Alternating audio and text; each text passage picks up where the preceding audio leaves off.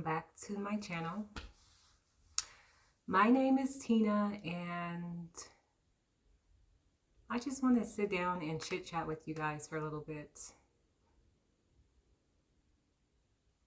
I think I'm finally ready to open up about who I am.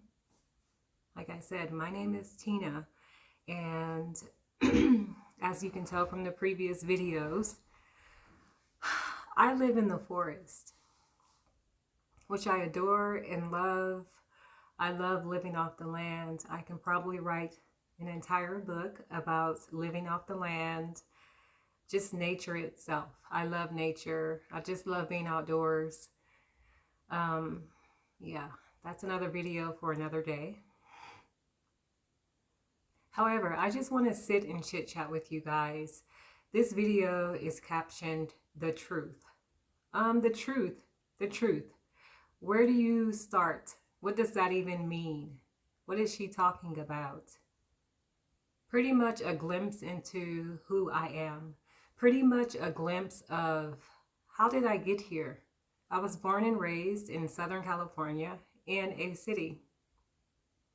In 2011, I moved away from the state where I was born and moved to Las Vegas, Nevada, where I reside for 2.5 years, which was fine. Moving to Las Vegas pretty much changed my life and pretty much put me on a path, an unknown path that I had no idea existed within me. I was a huge city girl. Being in Las Vegas was pretty much the first state I traveled to by myself with 2 little kids. Before that, I lived in Southern California with an ex-lover who I met right a little bit out of high school. I was 17 when I met this ex-lover, and we had 2 kids together, and we stayed together for 11.5 years. And I then moved to Las Vegas. I moved to Las Vegas as a young single mother with 2 kids. And from there, I guess I started to realize my dislikes, my likes. I was now allowed to stand on my own 2 feet. When I moved to Las Vegas, I was now getting to know who I was. I pretty much was in a very abusive relationship, physical, mental, you name it, I was in it. And when I broke away and moved to Las Vegas, I got to stand on my own and parent my children the way I wanted to parent my kids. I got to live my life the way I wanted to live my life, and so on. So from the time in Vegas, me deciding now and being allowed to stand in my own shoes and to get to know myself even more, that's when I realized that I wanted isolation. Isolation doesn't necessarily mean bad or you're running from something. It took me a while to acknowledge and to accept that, because for the longest of times, I always thought others may perceive, oh, she's running from something. That's why she wants isolation and so on. That's a whole nother video.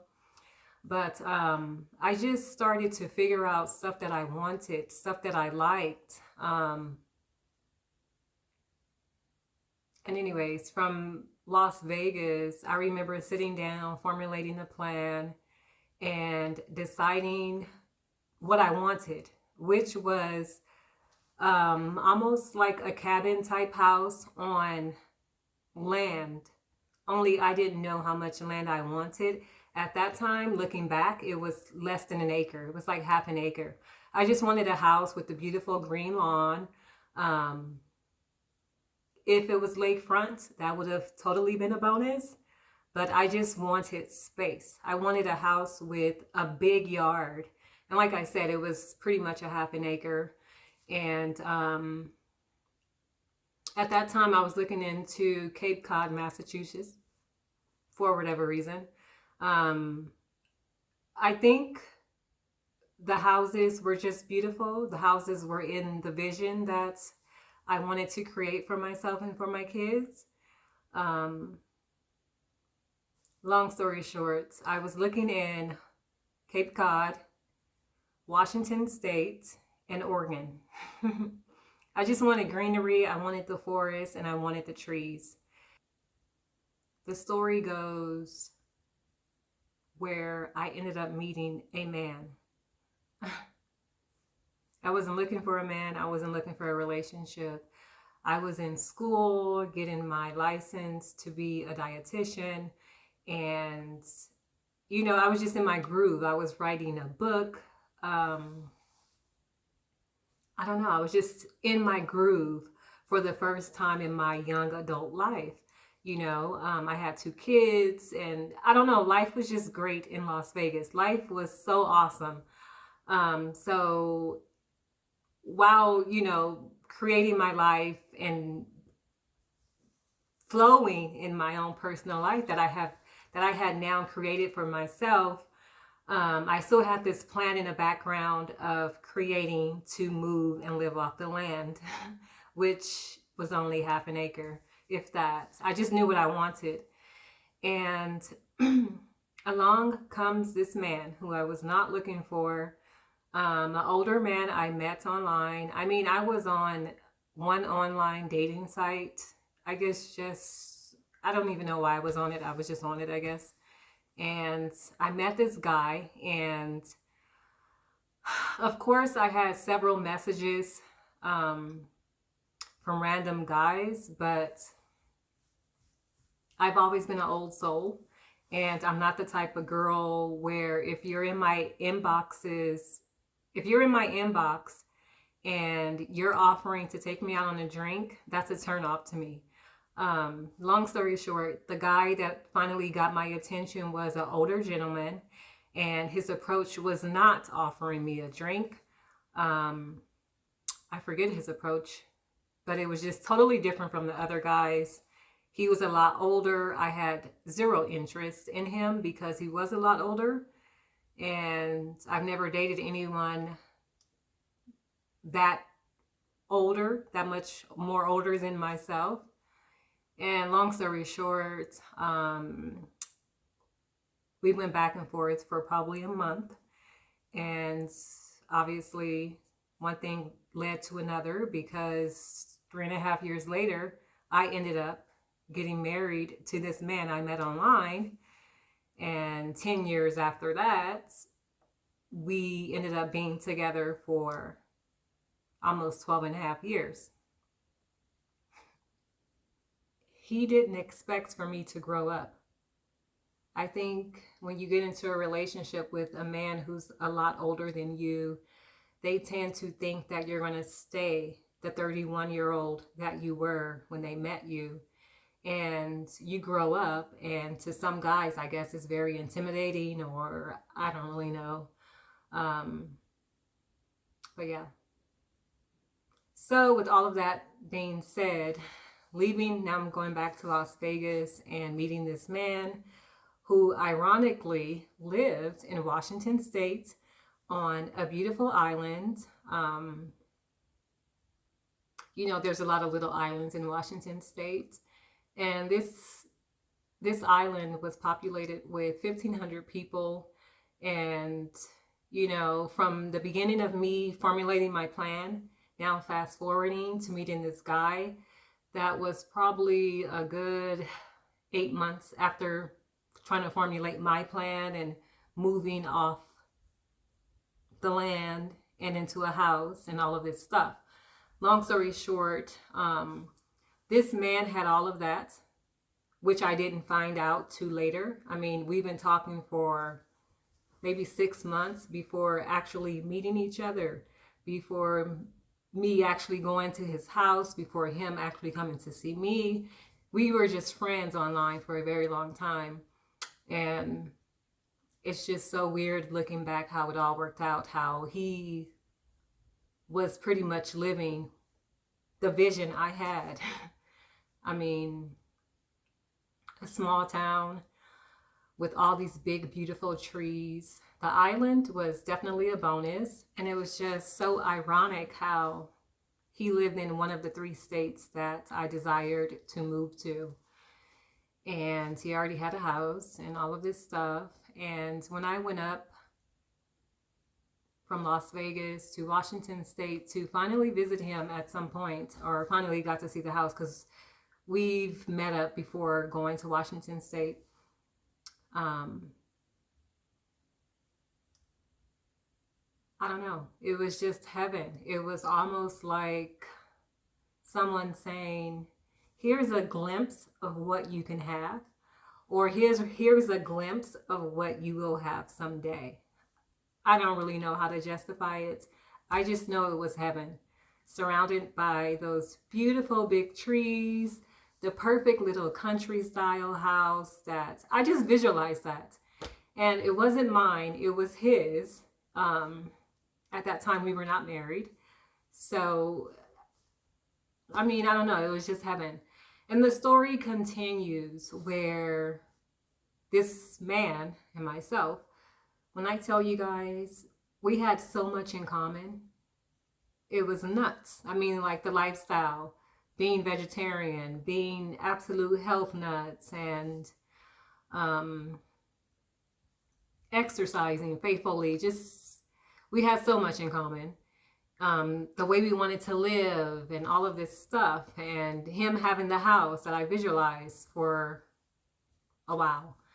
And then wanting to live in Oregon. He wanted to move from Washington State and move to Oregon, which is another weird thing. Later on, I did find out about Cape Cod and how far it was, and how far it is, and decided to check that one off my list. And nah, I didn't want to be near Boston.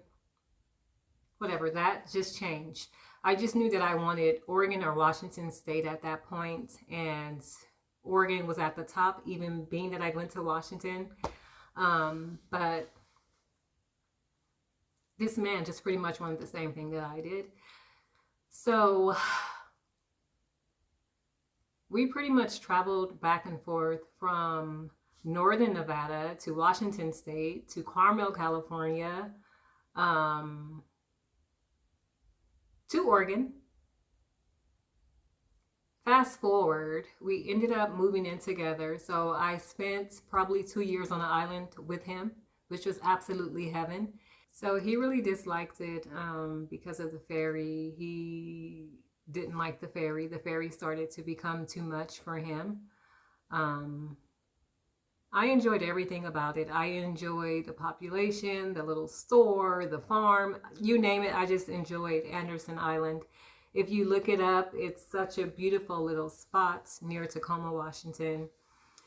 And now we're going to fast forward to us traveling around, etc., living life. We only traveled from California to northern Nevada. I don't even think we traveled to Oregon,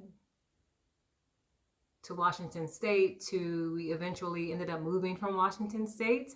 So when we decided to move from Washington State, we decided to move from Washington State to Oregon. Yeah. So we were finally we talked about all of this and everything, and it wasn't just an instant, let's get up and move, but we ended up going from Washington State to Oregon, and we found a lovely home in Oregon, and it was on half an acre, randomly. I mean, it's just so crazy looking back how stuff works out. But we ended up moving to this beautiful house in Oregon on half an acre. And behind the house was this vacant field, which is called Hog's Back Mountain. So it's literally a mountain behind the house. Just it goes. I mean, it's just awesome. You can hike it, you can go up the hill. There's all these trails. It was just also heaven. And so again, you know, we were in a neighborhood, a small town, but behind us we had zero neighbors and we had all this mountain that we can go explore on. And that was just also heaven for us. And we lived there for, I think, 2.5 years. Then we ended up moving to Northern Nevada. So we moved to Northern Nevada in a tiny town. When I say a tiny town, it was a tiny town of population 500, which I don't mind because that's what I'm into.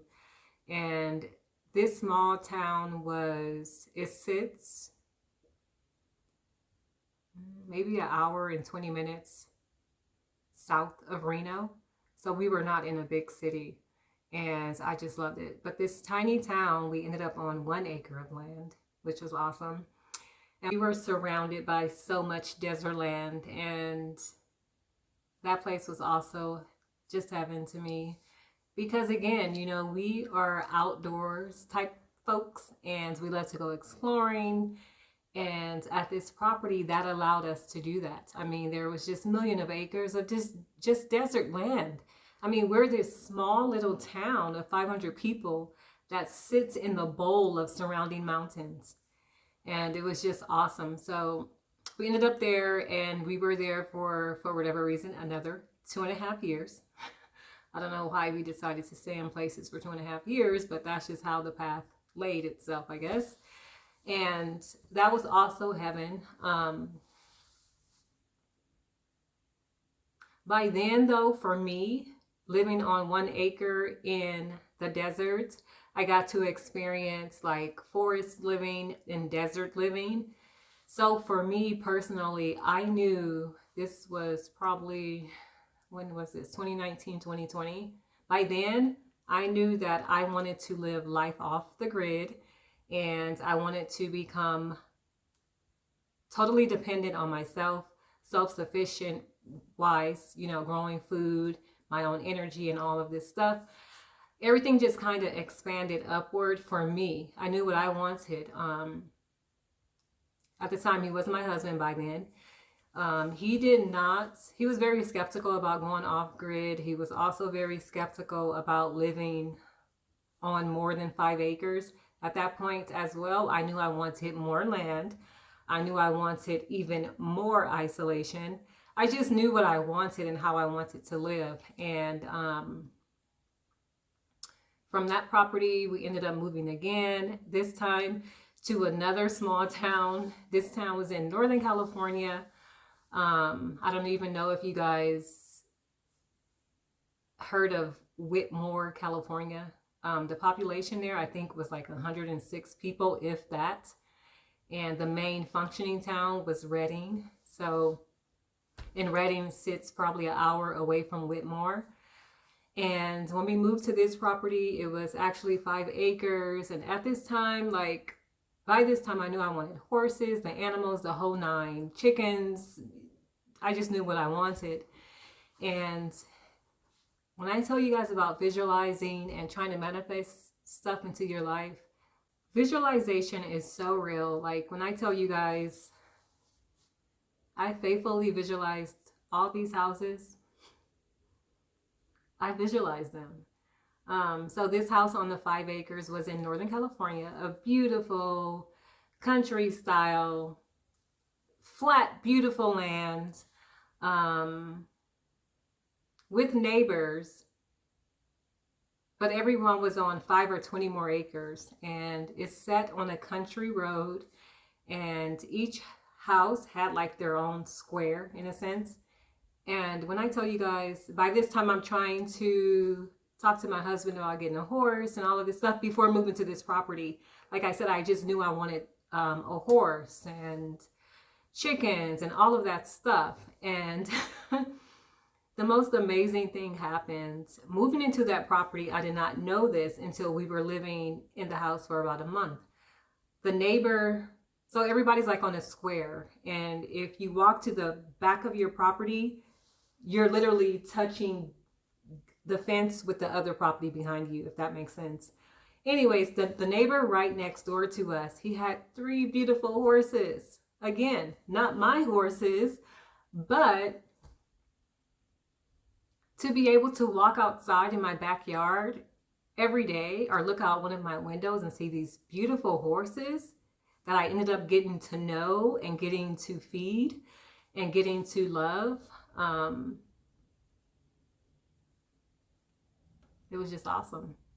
And we got to know the owner really well. We got to know the owner really well, where at some point he offered one of the horses to me to have. What do you call that? I mean, what do you call that? It gives me butterflies right now just thinking about it, because that was just so awesome. Then after all of that, though, just living and just being there, remodeling that house, everything, and we ended up moving again. So I'm going to leave part 1 of this story there, because there's so much more to be said, and I want you guys to stay tuned for part 2, and I'll see you guys.